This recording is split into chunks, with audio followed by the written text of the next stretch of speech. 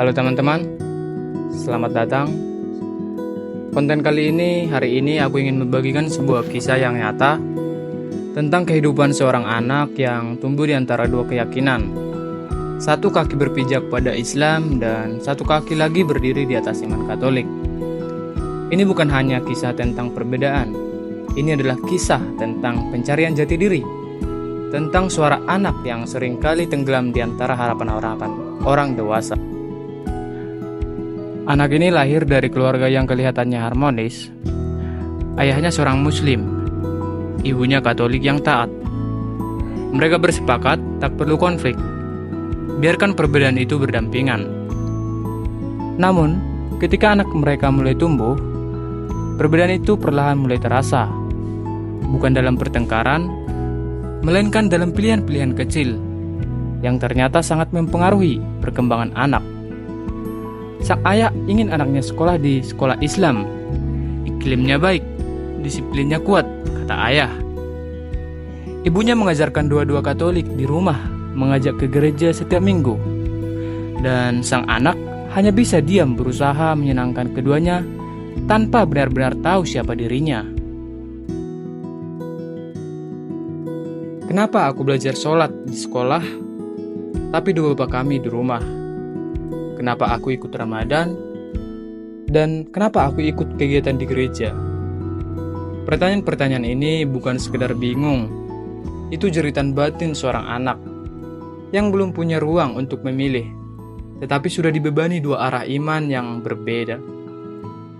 Nah, dalam wawancara kami, sang anak berkata, "Aku takut salah. Takut membuat ayah sedih kalau aku terlalu Katolik, tapi juga takut mengecewakan ibu kalau aku ikut pelajaran Islam terlalu dalam."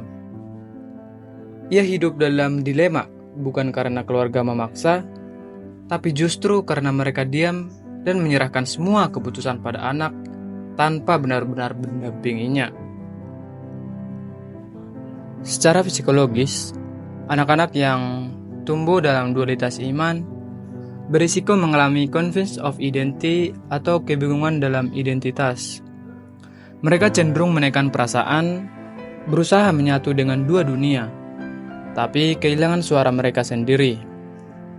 Dalam kasus ini, anak menjadi lebih tertutup, lebih pendiam, dan takut berdiskusi tentang agama. Ia menyimpan pertanyaan-pertanyaan dalam hati karena tidak ingin memicu konflik. Secara spiritual, ia tidak tumbuh dalam penghayatan iman, melainkan dalam keraguan. Iman tidak terasa sebagai pengalaman relasi dengan Tuhan, melainkan sebagai medan yang penuh persyaratan dan ekspektasi. Gereja Katolik memahami bahwa dalam dunia modern ini, pernikahan beda agama tidak bisa dihindari. Gereja tidak serta menolak, tapi memberi perhatian serius dan pendampingan pastoral. Menurut Katekismus Gereja Katolik atau KGK pasal 1634, pernikahan beda agama bisa menghadapi tantangan besar, terutama dalam mendidik anak secara iman. Namun dengan kasih, dialog, dan saling menghormati, keluarga seperti ini tetap bisa menjadi saksi kasih Allah. Gereja bahkan mendorong agar setiap awal pernikahan ada kesepakatan antara suami dan istri mengenai pembinaan iman anak. Dalam dokumen Familiaris Consortio 1981, Paus Yohanes Paulus II menegaskan bahwa anak-anak berhak menerima pendidikan dalam iman Katolik dan orang tua wajib menjadi pendidik pertama dalam hal itu. Namun bukan berarti anak harus dipaksa.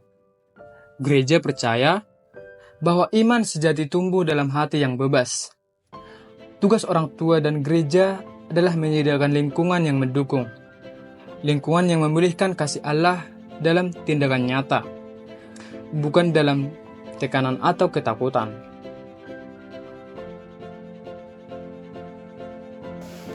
Anak-anak yang hidup di antara dua iman tidak sedang tersesat. Mereka justru sedang memikul pengalaman rohani yang dalam.